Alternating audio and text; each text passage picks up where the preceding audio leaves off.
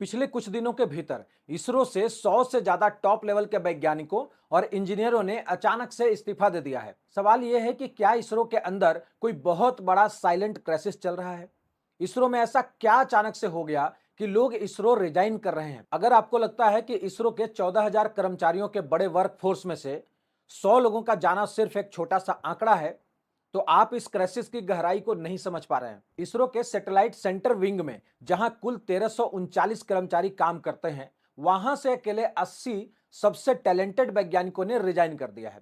इसके अलावा Vikram Sarabhai space centre, जो हमारे रॉकेट का पावर हाउस है, वहां के 4500 स्टाफ में से 20 सबसे सीनियर वैज्ञानिकों ने एक साथ बाय बाय कह दिया है। इस रिजिग्नेशन लिस्ट में जो नाम शामिल है, उन्हें सुनकर किसी भी स्पेस एक्सपर्ट के होश उड़ जाएंगे। भारत के सबसे ताकतवर रॉकेट, जिसे हम प्यार से बाहुबली या फिर जीएसएलवी मार्क 3 कहते हैं, उसके डायरेक्टर विक्रम जोसेफ ने पद छोड़ दिया है। इतना ही नहीं, जिसने पूरी दुनिया में भारत का डंका बजाया, उस चंद्रयान 3 मिशन के प्रोजेक्ट मैनेजर आदित्य रल्लापल्ली ने भी इसरो से नाता तोड़ लिया है। ये वो लोग हैं जिन्होंने रातों की नींद हराम करके, भूखे प्यासे रहकर देश को चांद पर पहुंचाया।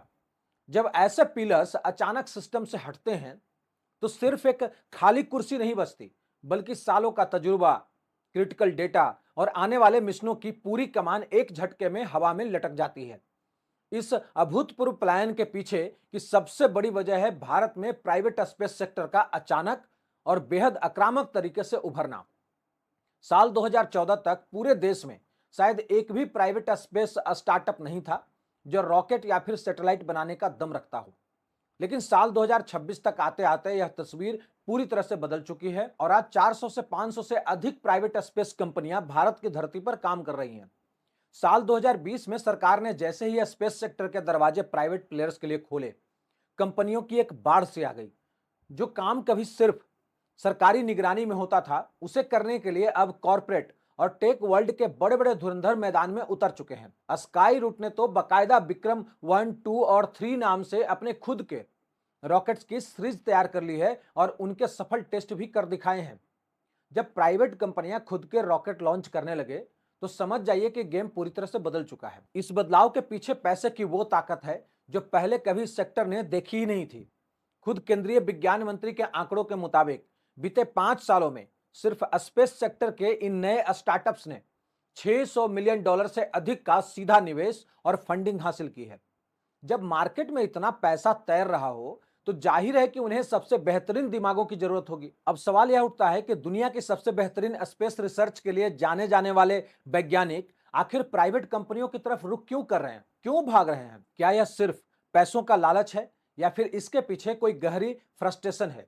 यहां हमें ब्रेन ड्रेन के इस नए पैटर्न को बहुत बारीकी से समझना होगा। कोई भी टॉप क्लास साइंटिस्ट या फिर रॉकेट इंजीनियर किसी यूनिवर्सिटी की डिग्री से तुरंत तैयार नहीं होता, बल्कि उसे बनाने में इसरो जैसी संस्था के सालों के रिसोर्सेस, करोड़ों का टैक्स पेयर्स मनी और दशकों की रिसर्च लगती है। लेकिन जब अचानक 400 नई कंपनियां खड़ी हो गई, तो उनके पास टैलेंट की भारी कमी हो गई और उन्होंने सीधे इसरो के सबसे मंझे हुए खिलाड़ियों पर डोरे डालना शुरू कर दिया।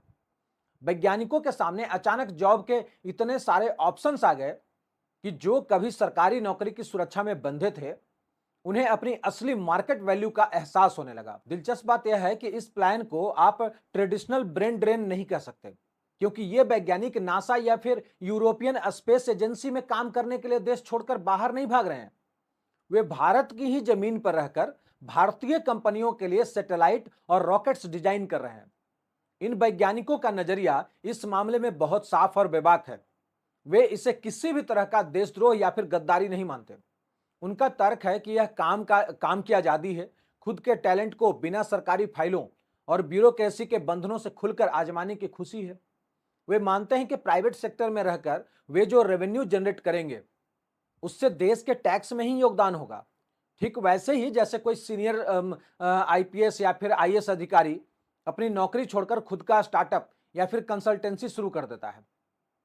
इस पूरे बदलाव को सबसे बड़ा वैलिडेशन तब मिला जब खुद इसरो के पूर्व चीफ, जिन्होंने देश को कई ऐतिहासिक कामयाबियां दिलाई, उन्होंने भी रिटायरमेंट के बाद अपने कीमती टैलेंट और तजुर्बे को घर पर बिठाने के बजाय एक private space startup Agnikul Cosmos को ज्वाइन कर लिया।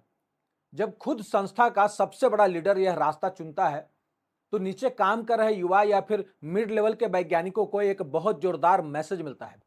उन्हें समझ में आ जाता है कि सरकारी सिस्टम के बाहर भी एक पूरी दुनिया है, जहां उनके दिमाग की सही कद्र और सही इस्तेमाल मुमकिन है। इसरो के एक चीफ साइंटिस्ट की सैलरी, जो अपने जीवन के 30 से 35 साल देश की सेवा में लगा देता है, लगभग 2.5 लाख प्रति महीने के आसपास होती है। एक ऐसा इंसान जो अरबों के प्रोजेक्ट्स को लीड कर रहा है, उसके एक फैसले पर देश की साख टिकी है। उसकी मंथली इनकम एक आम कॉर्पोरेट मैनेजर या फिर सॉफ्टवेयर इंजीनियर से भी कम है। इस सैलरी गैप का फायदा अब प्राइवेट कंपनियां उठा रही हैं। जो वैज्ञानिक इसरो में रहकर महीनों के 2-2.5 लाख रुपए पर सिमटे हुए थे, उन्हें यह प्राइवेट स्टार्टअप्स अचानक 1.5 करोड़ तक के सालाना पैकेज ऑफर कर रहे हैं। यह ठीक वैसा ही फिनोमेना है जैसा हमने कोटा के कोचिंग स्टडी में देखा था, जहां साधारण स्कूलों में पढ़ाने वाले टीचर्स को प्राइवेट इंस्टीट्यूट ने रातों रात करोड़ों के पैकेज देकर अपने तरफ खींच लिया था। या फिर जैसे बड़े डॉक्टर्स या फिर कॉर्पोरेट लायर्स अपनी प्राइवेट प्रैक्टिस में करोड़ों कमाते हैं। जब एक वैज्ञानिक को दिख जाता है कि उसकी मेहनत का रिवार्ड उसके परिवार को एक आलीशान जिंदगी दे सकता है, तो आदर्शवाद के नाम पर उसे रोक पाना नामुमकिन हो जाता है। अगर आप इस सैलरी स्ट्रक्चर की तुलना वैश्विक स्तर पर करें, तो भारतीय वैज्ञानिकों की हालत और भी ज्यादा चौंकाने वाली है। भारत की टॉप यूनिवर्सिटीज या फिर इंस्टीट्यूट में जो पोस्ट डॉक रिसर्चर्स होते हैं, उन्हें सालाना 8 लाख से 25 लाख के बीच मिलता है। यहां तक कि प्रतिष्ठित आईटीआई में पोस्ट डॉक स्कॉलरशिप महज 2.5 लाख के आसपास है। एक आम भारतीय वैज्ञानिक अपने करियर की शुरुआत लगभग 1 लाख सालाना की फेलोशिप या फिर शुरुआती 70 से 80 हजार प्रति महीने की सरकारी नौकरी से करता है, और पूरी जिंदगी घिसने के बाद मैक्सिमम 35 लाख के सालाना पैकेज पर रिटायर हो जाता है। अब जरा इसके मुकाबले दुनिया के बाकी देशों का हाल देख लीजिए। अमेरिका में एक रिसर्चर की पोस्ट डॉक स्कॉलरशिप ही लगभग 1.73 करोड़ रुपए से शुरू होती है, और नासा या वहां की प्राइवेट कंपनियों में वैज्ञानिकों का शुरुआती पैकेज ही 96 लाख से लेकर 2.5 करोड़ सालाना तक जाता है। चीन जैसा देश अपने वैज्ञानिकों को रोकने और बाहर से टैलेंट खरीदने के लिए 2.5 करोड़ रुपए तक के पैकेज दे रहा है। जर्मनी में यह आंकड़ा 1.5 करोड़ है, और फ्रांस में भी करीब 1 करोड़ तक का सालाना पैकेज एक एवरेज साइंटिस्ट को आसानी से मिल जाता है। ऐसे में भारतीय वैज्ञानिक से यह उम्मीद करना कि वे सिर्फ और सिर्फ देशभक्ति के नाम पर दुनिया से 10 गुना कम सैलरी पर काम करते रहेंगे, एक बहुत बड़ी नाइंसाफी और व्यवहारिक भूल है। अक्सर यह दलील दी जाती है कि सरकारी नौकरियों में, जैसे कि आईएएस या फिर पीसीएस ऑफिसर्स को भी तो सैलरी कॉर्पोरेट जितनी नहीं मिलती, फिर भी वो लोग वहां काम करते हैं। लेकिन हमें यहां पर यह समझना होगा कि सिविल सर्विसेज का पूरा ढांचा अलग है। वहां अधिकारियों को जो पर्क्स, प्रिविलेज, सरकारी गाड़ियां, बंगले, पावर और सबसे बढ़कर जो सामाजिक स्वीकार्यता और रसूख मिलता है, वो उस कम सैलरी की भरपाई कर देता है। वो शान से निकलते हैं ना, आईएम आईपीएस, तो उनको पैसा कम भी अगर मिलता है तो उनके जो रसूख है ना, उनकी जो रिस्पेक्ट मिलती है मार्केट में, उससे लगता है कि चलो पैसे कम है लेकिन रिस्पेक्ट तो है। लेकिन अगर आपको कहीं पर रिस्पेक्ट भी उस लेवल का नहीं है, पैसे भी नहीं है, तो हर कोई चाहता है कि एटलीस्ट अगर इज्जत नहीं है उस लेवल का, तो भाई पैसे तो कम से कम चाहिए ज्यादा। इसके विपरीत इसरो का एक वैज्ञानिक चुपचाप एक लैब में बैठकर कोडिंग करता है या फिर रॉकेट के पुर्जे कसता है। उसे ना तो कोई वीआईपी स्टेटस मिलता है, ना सड़कों पर हुटर बजाती गाड़ियां मिलती है, और ना ही समाज में वो प्रशासनिक धौंस मिलती है। वैज्ञानिकों के लिए उनका काम ही उनकी पहचान, और जब उस काम का सही आर्थिक इवोल्यूशन ही ना हो, तो पावर का यह सरकारी समीकरण पूरी तरह से फेल हो जाता है। इस पूरे क्राइसिस का जो डरावना पहलू है, वो है नेशनल सिक्योरिटी और स्पेस प्रोग्राम में आने वाला एक बड़ा डेडलॉक, जिसे एक्सपर्ट्स जीरो सम गेम कह रहे हैं।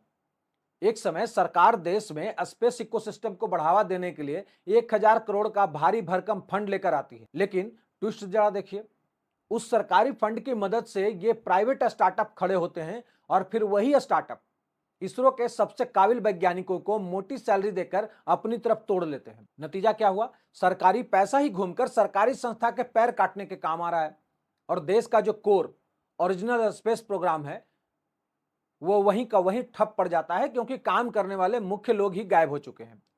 जब इतने बड़े लेवल के वैज्ञानिक किसी चालू प्रोजेक्ट के बीच में अचानक इस्तीफा देकर चले जाते हैं, तो उस प्रोजेक्ट की पूरी टाइमलाइन पूरी तरह से डिरेल हो जाती है। स्पेस टेक्नोलॉजी कोई ऐसी चीज नहीं है जिसे एक मैनेजर छोड़कर जाए और दूसरा आकर अगले दिन से वैसे ही एफिशिएंसी से संभाल सके। ऐसा कभी नहीं हो सकता। हर वैज्ञानिक के पास उस प्रोजेक्ट की एक यूनिक समझ, कोडिंग और सीक्रेट्स और अनकही बारीकियां होती है। उनके जाने से पूरी जिम्मेदारी और इंफॉर्मेशन का फ्लो टूट जाता है, जिसका सीधा असर हमारे अपकमिंग चंद्रयान मिशनों, गगनयान के क्रू मॉडल टेस्ट और भारत के अपने स्पेस स्टेशन के प्रोजेक्ट पर पड़ रहा है। मिशनों में होने वाली यह देरी वैश्विक स्तर पर भारत की साख को पीछे धकेल सकती है। चिंता की बात सिर्फ डोमेस्टिक मार्केट ही नहीं है, बल्कि इसके पीछे एक बहुत बड़ा एक्सटर्नल थ्रेट भी छुपा हुआ है। जब देश के सबसे क्रिटिकल साइंटिस्ट सरकारी सुरक्षा घेरे से बाहर निकलकर प्राइवेट कंपनियों में जाएंगे, तो उन पर नजर रखना और उन्हें प्रोटेक्ट करना मुश्किल हो जाएगा। क्या गारंटी है कि दुश्मन देश, विदेशी सेल कंपनियां या फिर विदेशी फंडिंग के दम पर इन भारतीय स्टार्टअप्स में पैसा लगाकर हमारे वैज्ञानिकों को परोक्ष रूप से प्रभावित नहीं करेंगे?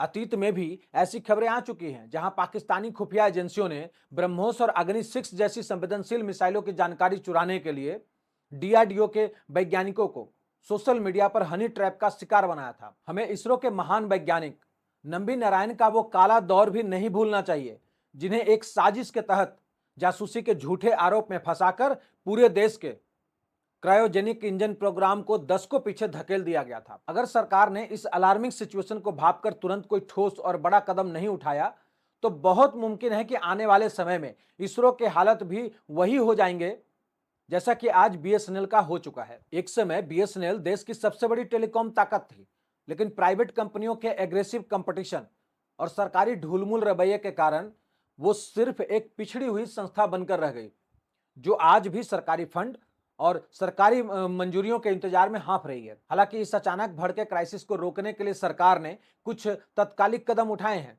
जैसे कि वैज्ञानिकों के पलायन को रोकने के लिए अब 3 महीने का एक सख्त और अनिवार्य नोटिस पीरियड लागू कर दिया गया है। इसका मकसद यह है कि कोई भी वैज्ञानिक अचानक बीच में प्रोजेक्ट छोड़कर न भाग सके और जाने से पहले सीनियर या फिर साथी इंजीनियर को पूरे प्रोजेक्ट का प्रॉपर हैंडओवर दे सके, ताकि काम पूरी तरह से ठप ना हो। लेकिन इसे हम एक ऊपरी पट्टी कह सकते हैं, कैंसर का इलाज नहीं। आप किसी के शरीर को कुछ महीनों के लिए जबरन रोक सकते हैं, लेकिन उसके दिमाग और उसकी लॉयल्टी को एक बॉन्ड के जरिए कैद नहीं कर सकते। इस समस्या का एकमात्र और असली समाधान है देश के रिसर्च एंड डेवलपमेंट बजट में एक क्रांतिकारी इजाफा करना।